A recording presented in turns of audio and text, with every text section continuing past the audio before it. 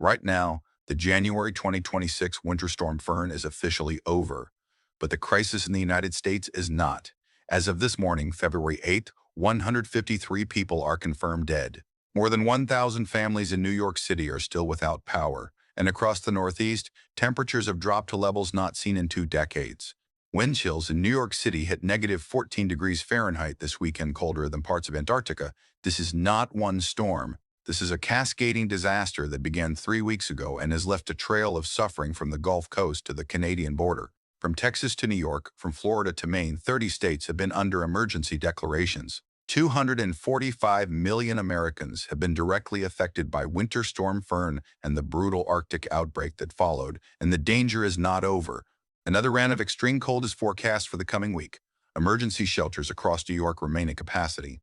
Hospitals are rationing blood supplies, and utility crews are still trying to restore power to thousands of customers while working in life-threatening conditions. Here is the important part. 153 deaths make Winter Storm Fern the deadliest winter storm in North America since Winter Storm Uri killed 290 people in 2021. But unlike Uri, which was concentrated in Texas, Winter Storm Fern has killed people in more than 15 states. The geographic scope of this disaster is unprecedented in modern American history. Tonight, we are going to walk through how this happened, what it reveals about our fragile infrastructure, and why scientists say storms like Winter Storm Fern may become more common, not less. Around January 23rd, a powerful low-pressure system formed over the southern United States. This was not a typical winter storm. Meteorologists watched as two massive moisture streams converged, warm, humid air surging north from the Gulf of Mexico, and a separate system pulling moisture from the Pacific Ocean across the southwestern desert. Then came the collision. An Arctic air mass, one of the coldest of the season, plunged south from Canada. When that frigid air slammed into the moisture-rich atmosphere over Texas and Oklahoma, the result was explosive. The low-pressure system rapidly intensified into what meteorologists call a bomb cyclone, a storm so powerful it dropped atmospheric pressure faster than a hurricane. In the maps and satellite loops from NASA and NOAA, you could see the storm's signature comma shape stretching from the Rio Grande to the Great Lakes. Over 4 days, from January 23rd to January 27th, Winter Storm Fern carved a path of destruction. It dumped snow and ice across Texas, then moved northeast to Arkansas, Tennessee, and Kentucky. By January 25th, the storm had reached the mid-Atlantic and northeast, burying cities from Washington, D.C. to Boston under heavy snow. The scale was staggering. At the storm's peak, more than 245 million people were under some form of winter weather alert. That is nearly 3 out of every 4 Americans. Snowfall totals reached 12 to 24 inches across a swath extending over 1,300 miles. In New York City, Washington Heights recorded 14.9 inches, the highest total in the 5 boroughs. Central Park officially measured 11.4 inches. Chicago saw 20.2 inches, the third highest snowfall on record for a single storm. But Winter Storm Fern did not just bring snow. It brought ice. Across the southern states where infrastructure is not built for winter extremes, freezing rain-coated power lines and tree branches. In South Carolina, the Carolinas saw their heaviest snowstorm in years, with some areas receiving over 2 feet of snow. In Florida, snow flurries were reported, in Tampa a phenomenon so rare that local meteorologists called it historic. Record low temperatures were broken in Daytona Beach, Melbourne, and Vero Beach. By January 27th, the storm had reached its peak intensity over the Atlantic Ocean, but the damage was already done. At the height of the crisis, more than 1.6 million customers were without power.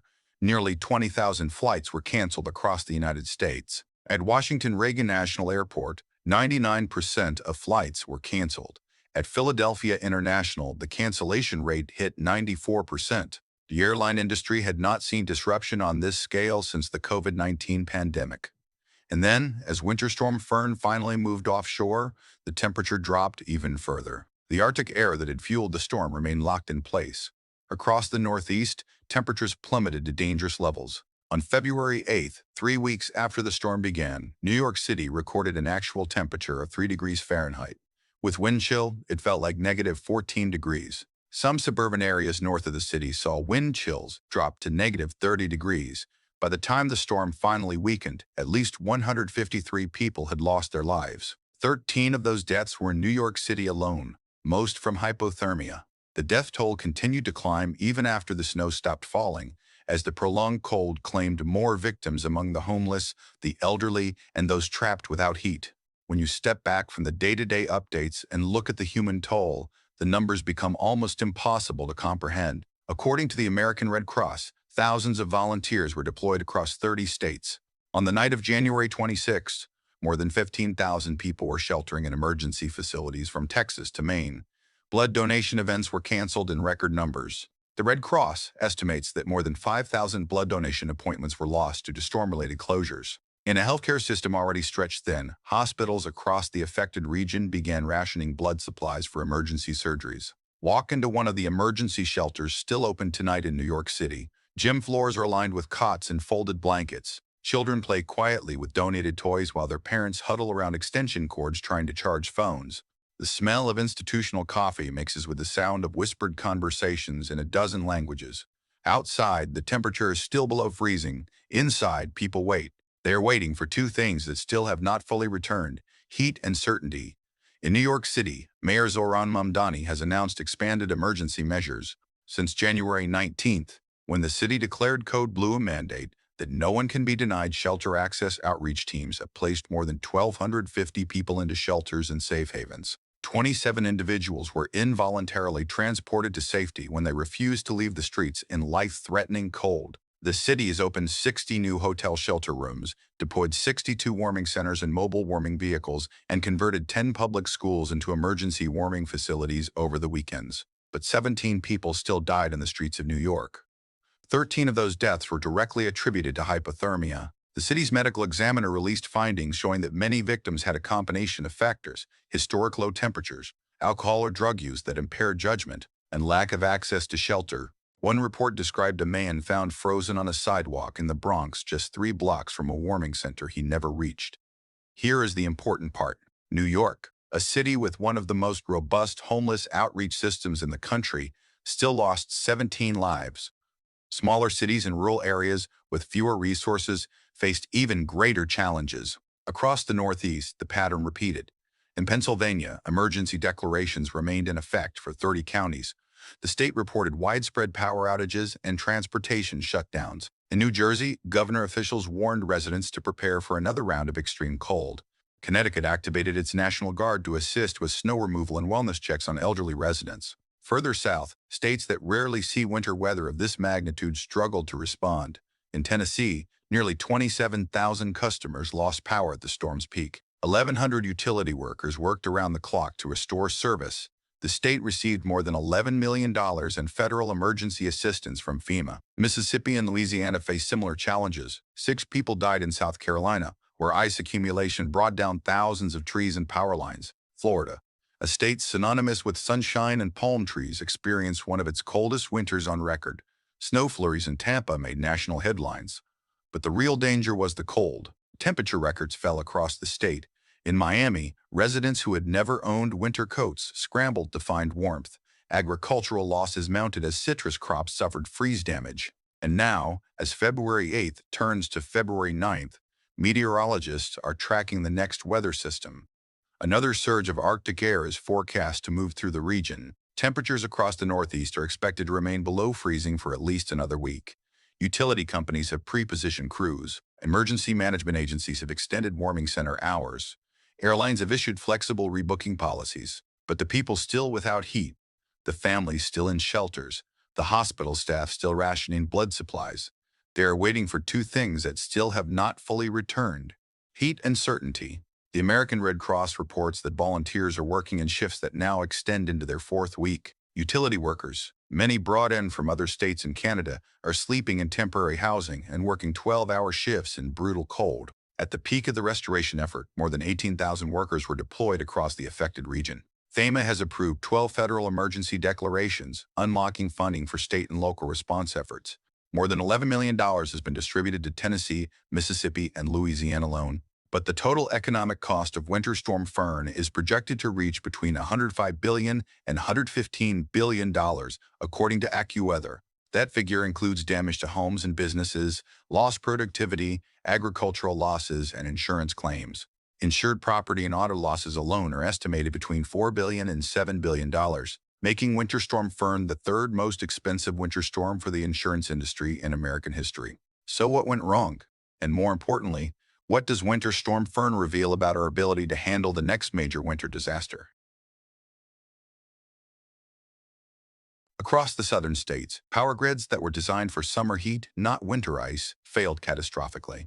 Trees that had never been trimmed away from power lines became weapons when ice accumulated on their branches. In Texas, Louisiana, and Mississippi, thousands of miles of power lines went down. The grid that failed during Winter Storm Uri in 2021 showed the same vulnerabilities 5 years later. Transportation infrastructure also revealed critical weaknesses. Major highways became parking lots. Interstate 40 in Tennessee, Interstate 85 in North Carolina, Interstate 95 along the East Coast all experienced closures or multi-hour delays. At airports, the hub and spoke model that makes modern air travel efficient became a choke point. When major hubs like Dallas-Fort Worth, Atlanta, and Charlotte shut down, the ripple effects grounded flights across the country. The blood supply system, which operates on a just-in-time model with minimal reserves, dropped by an estimated 15 to 20% during the storm. Hospitals that rely on regular donations suddenly found themselves postponing elective surgeries and conserving blood for trauma cases. This is a system designed for normal times, not for disasters that span 30 states in 3 weeks. Emergency shelter capacity, particularly in cities with large homeless populations, was stretched to its limits. New York City, with its mandatory shelter access policy, still could not save everyone. Smaller cities without similar resources faced even greater challenges. The question now is not only how to rebuild, but how to make sure the next winter storm Fern does not push the same systems even closer to the breaking point. There's also a deeper climate signal. A warmer atmosphere can hold more moisture. That means when cold air and storm systems do line up, the result can be heavier snow, more intense ice storms, and larger swings between unseasonable warmth and dangerous Arctic outbreaks. Scientists at NOAA and NASA have documented this pattern. Winters may be warmer on average, but individual storms can be more severe. The term meteorologists use is climate whiplash, rapid swings between extremes that strain infrastructure and test emergency response systems. Winter Storm Fern fits this pattern. The storm drew moisture from unusually warm waters in the Gulf of Mexico, then collided with an Arctic blast that had temperatures in Canada running below normal. The result was a storm that produced both record snowfall in some areas and record cold in others. Florida saw snow while New York froze harder than Antarctica. That is not normal. That is a symptom of a climate system in flux. The lessons from Winter Storm Fern are clear.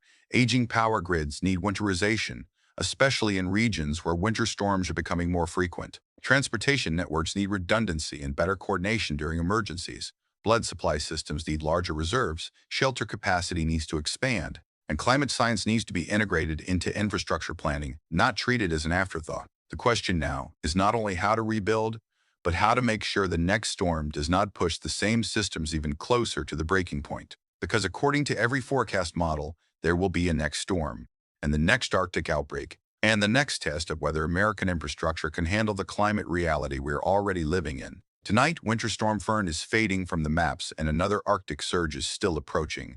Emergency managers are watching.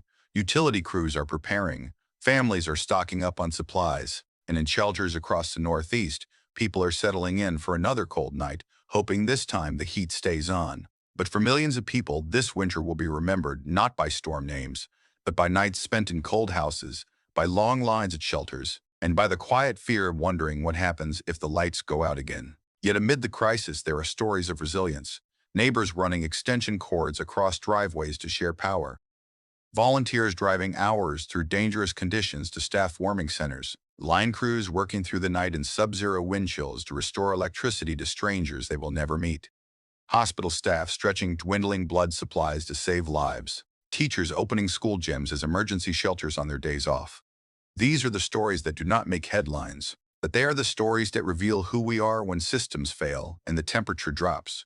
153 people did not survive Winter Storm Fern. Their deaths are a tragedy and a warning, but millions of others survived because someone showed up, someone cared, someone worked through the night to keep the lights on and the shelters open.